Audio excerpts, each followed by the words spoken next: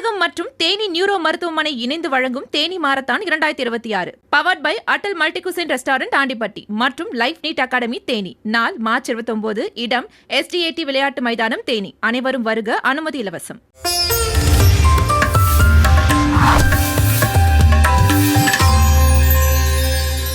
அனைவருக்கும் வணக்கம். பாரம்பரிய திருவள்ளுவர் குல வம்சம் பிரசன்ன ஜோதிடர் சுபமாரிமுத்து திருப்பூரிலிருந்து இந்த பதிவு உங்களுக்காக. இன்றைக்கி பாம்பன் சுவாமிகளை பற்றி, சித்தர் வாழ்ந்த பூமி இது. பாம்பன் சாமிகளை பற்றி இன்றைக்கி நம்ம பார்க்க போகிறோம். இந்த பாம்பன் சுவாமிகள் எப்படிப்பட்ட யோகம் அப்படிங்கிறத பார்க்கலாம். யாருடைய ஜாதகத்தில் எல்லாம் ராகு திசை நடக்குதோ வாழ்க்கையில் ஒரு முறை பாம்பன் சாமி பார்த்துட்டு வாங்க. அன்னையிலேருந்து உங்களுடைய வாழ்க்கையில் பெரிய முன்னேற்றமும் வளர்ச்சியும் அசுர வளர்ச்சியும் உருவாகும். அப்படின்னா பாருங்க, பேரே பாம்பன் சுவாமிகள்.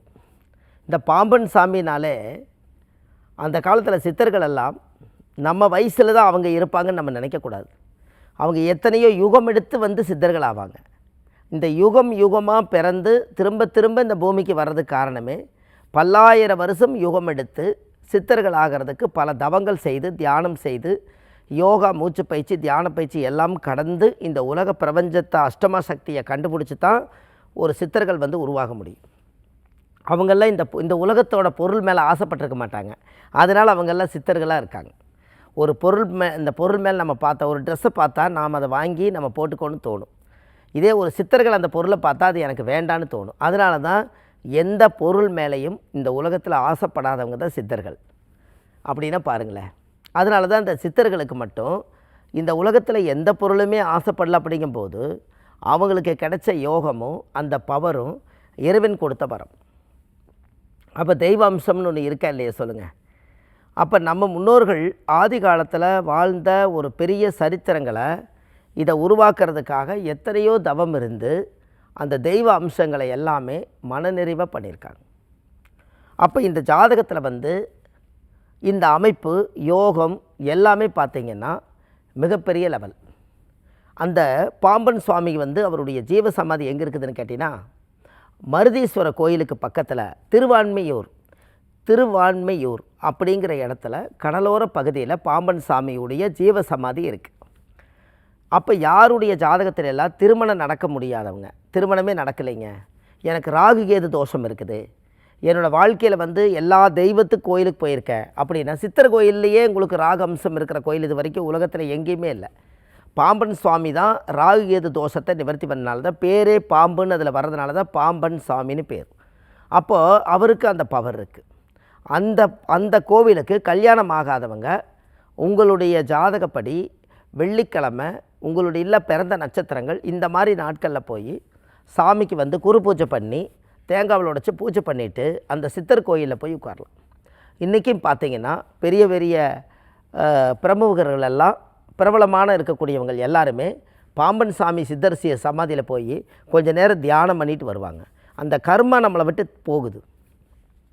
நம்மளுடைய ஜாதகத்தில் யாரெல்லாம் நம்ம கர்மாவை தீர்ப்பாங்க அப்படின்னா, வாழ்க்கையில் நீங்கள் தெரிஞ்சுக்கணும் இல்லையா, நம்ம கர்மாவை யார் சரி செய்ய முடியும்னா யாராலையும் சரி செய்ய முடியாது. நம்மளுடைய முன்னோர்கள்னால் மட்டும்தான் இது முடியும். அப்போ நம்மளுடைய முன்னோர்கள் தான் சித்தர்கள். அப்போ கண்டிப்பாக பாருங்கள், உங்கள் வாழ்க்கையில் ஒரு பெரிய மாற்றம் வளர்ச்சி எல்லாமே யோகவாக எல்லாம் இருக்கிறனால அது மூலிமா இந்த ஜாதகத்துக்கு ஒரு பவர். அப்போ இதில் என்ன தெரியுது உங்களுக்கு, வாழ்க்கையில் ஒரு பெரிய பெரிய மாற்றங்கள் உருவாகணும் அப்படின்னா இதை தாராளமாக நீங்கள் செய்யலாம். அதனால் பாம்பன் சுவாமியுடைய ஆலயத்துக்கு போயிட்டு வாங்க. திருவான்மையூருங்கிறது கூகுளில் சர்ச் பண்ணுங்கள். சென்னையில் நம்ம கடலோர பகுதியில் தான் இருக்குது. மருதீஸ்வர கோயிலுக்கு பக்கத்தில் இருக்குது. ஏன்னா இந்த கூகுளில் சர்ச் பண்ணிங்கன்னா இதெல்லாம் அந்த லொக்கேஷன் அங்கே காமிக்கும். அந்த இடத்துல போய் முறையாக உங்கள் ஜாதகத்தை கொண்டு போய் வச்சு கொஞ்சம் நேரம் தியானம் செஞ்சு தவம் செய்து நம்ம மனசுக்கு இருக்கக்கூடிய கோரிக்கைகள் எல்லாம் அவர்கிட்ட வந்து ஒரு சீட்டை எழுதி அவருடைய பாதத்தில் வச்சுட்டு வந்துட்டிங்கன்னா இந்த மனுவை அவர் எடுத்து பார்த்து உங்களுக்கு போகிறதுக்குள்ளே பிரசாதமாக ஒரு நல்லதை அனுப்பிச்சி வைப்பார். பாருங்கள், இந்த சித்தர்களுடைய மகிமை பார்த்தீங்களா?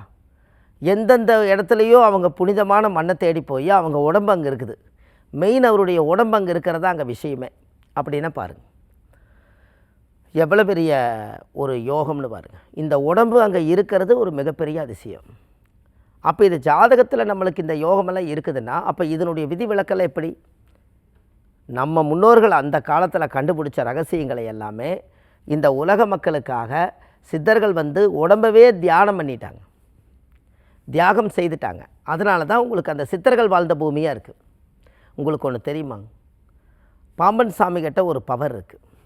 என்ன பவர்னு கேட்டிங்கன்னா, எவ்வளோ பெரிய பிரபலியமாக உங்களால் டெவலப் ஆக முடியல, நான் என்னுடைய திறமை இந்த உலகத்துக்கு வெளியே வர மாட்டேங்குது, நான் படித்த படிப்புக்கு எனக்கு அர்த்தம் இல்லாமல் நான் வாழ்ந்துட்டுருக்கேன், எனக்கு படித்ததுக்கு உண்டான வேலை எனக்கு அமையலை, எனக்கு சொந்த தொழில் பண்ணலான்னு நினைக்கிற பெரிய வளர்ச்சி இன்னும் வரல, எனக்கு லாபங்கள் எதுவுமே வரல, நான் கடன் அதிகமாக இருக்குதுன்னு நினைக்கிறவங்க ஒரு முறை பாம்பன் சாமி கோயிலுக்கு நீங்கள் போயிட்டு வாங்க. அந்த சித்தர் ஜீவ சமாதிக்கு நீங்கள் போயிட்டு வாங்க. அதுக்கப்புறம் உங்களுக்கு எல்லாமே சரியாகும். தீராத பிரச்சனையை தீர்த்து கொடுக்கக்கூடியவர் தான்.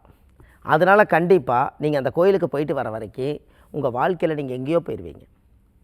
பாருங்கள், இதெல்லாமே மக்கள் வந்து இந்த இடத்துல நம்ம தெரிஞ்சுக்க வேண்டிய நல்ல விஷயங்கள். உலகம் பூரா இந்த பவர் இருக்கிறனால கண்டிப்பாக இதனுடைய விதிவிலக்கு மாறும். தெய்வ அம்சம் பொருந்திய கோவில், சித்தர்களுடைய நறுமணம் இருக்கும்.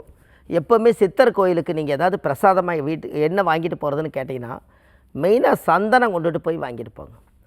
சந்தனம் யாருன்னு கேட்டிங்கன்னா குரு அம்சந்தான் சந்தனம். இந்த சந்தனத்தை நல்லா பன்னீரில் நல்லா பிசைஞ்சு நல்லா உருட்டி கொண்டுட்டு போய் சாமியோட பாதத்தில் வச்சு தீபாரதனை காமிச்சு அது மேலே 90 போட்டு அந்த சந்தனத்தை எடுத்துகிட்டு வாங்க. எடுத்துகிட்டு வந்து டெய்லி பாம்பன் சாமியை நினச்சி நெத்தியில் வச்சிங்கன்னா அந்த தோஷங்கள் எல்லாமே நிவர்த்தியாகி உங்கள் வாழ்க்கையில் அசுர வளர்ச்சிக்கு வருவீங்க. வெளிநாடு போக முடியாதவங்க, பாஸ்போர்ட் பிரச்சனை இருக்கிறவங்க, இந்த மாதிரி விசா கிடைக்கலன்னு நினைக்கிறவங்க எல்லாருமே நீங்கள் கண்டிப்பாக இந்த பாம்பன் சாமி போய் நீங்கள் கும்பிட்டு வந்தால் நீங்கள் ஃபாரின் போய் ஜெயிக்க வேண்டிய யோகம் உங்களுக்கு வேலை செய்யும். ஏன் அப்படி? இக்கரையில் இருந்து அக்கறைக்கு போகிறக்காகத்தான் நீங்கள் பாடுபடுறீங்க. அவரும் கடலோர பகுதியில் கடல் பார்த்தா உட்காந்துருக்காரு. அந்த கடல் தாயை பார்த்து உட்கார்ந்துருக்கறனால கடல் தாண்டி போயிட்டு வர்றதுக்கு அவர் தான் பெரிய ஒரு பாதுகாப்பாளர். அதனால் நீங்கள் பாம்பன் சாமியை போய் பார்த்துட்டு வாங்க. இந்த பாம்பன் சாமியோட சித்தருடைய இது வந்து பார்த்திங்கன்னா, ஒரு 1000-2000 வருஷத்துக்கு முன்னாடியே அவங்கெல்லாம் இந்த யுகம் எடுத்து வந்து இந்த இடத்த வந்து மார்க் பண்ணிட்டு போயிடுவாங்க. இந்த யுகத்தில் அவங்க உடம்பு ஜீவ சமாதி ஆகும்போது அதை சுற்றி இறையாற்றல் ஃபுல்லாக இருக்குது.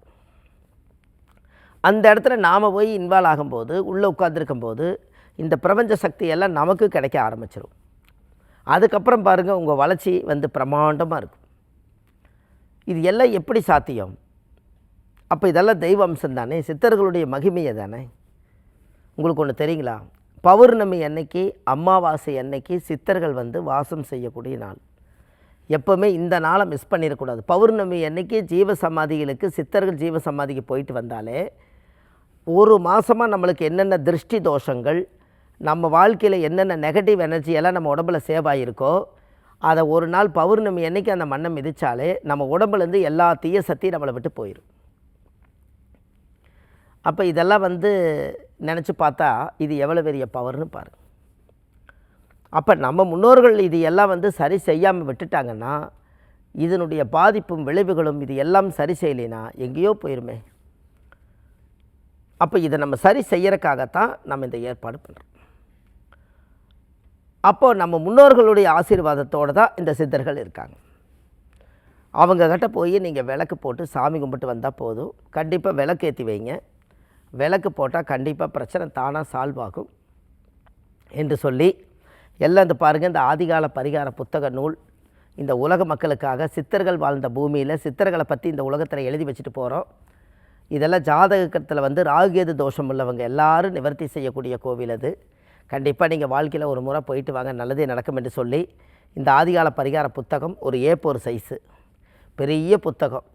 ஒரு கிட்டத்தட்ட பார்த்திங்கன்னா 1736 பரிகாரம் கொண்ட புத்தகம். இந்த புத்தகம் வந்து கீழே போயிட்டு இருக்க நம்பருக்கு கால் பண்ணிங்கன்னா 2 நாள் உங்கள் கையில் கிடச்சிரும். ஆன்லைன்லேயே இந்த புத்தகம் வந்து நீங்கள் கண்டிப்பாக வாங்கிக்கலாம். இது இல்லாமல் நம்ம ஜோதிடம் பார்க்குறோம். ஜாதகம் பார்க்குற இடம் வந்து சென்னையில் வடபழனியில் முருகன் கோயில் தெப்பக்குள வாசல்லையே நம்ம ஜோதிட அலுவலகம் இருக்குது. சனிக்கிழமை, ஞாயிற்றுக்கிழமை, திங்கக்கிழமை நம்ம சென்னையில் ஜோதிடம் பார்க்குறோம். மற்ற தினங்கள் திருப்பூரில் பார்க்குறோம். எல்லாமே கீழே போயிட்டு இருக்க நம்பருக்கு கால் பண்ணுங்கள். வள்ளுவர் வாக்குன்னு ஒரு யூடியூப் சேனல் வச்சுருக்கேன். 1500 பதிவுகள் அதில் கொடுத்துருக்கேன்.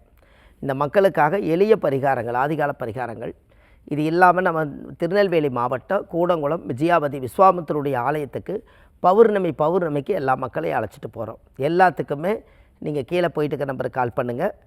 நல்லதே நடக்கும் என்று சொல்லி பாரம்பரிய திருவள்ளுவர் குல வம்சம் பிரசன்ன ஜோதிடர் சுப மாரிமுத்து. வாழ்வது ஒரு முறை, வாழ்த்தட்டும் தலைமுறை. நன்றி, வணக்கம்.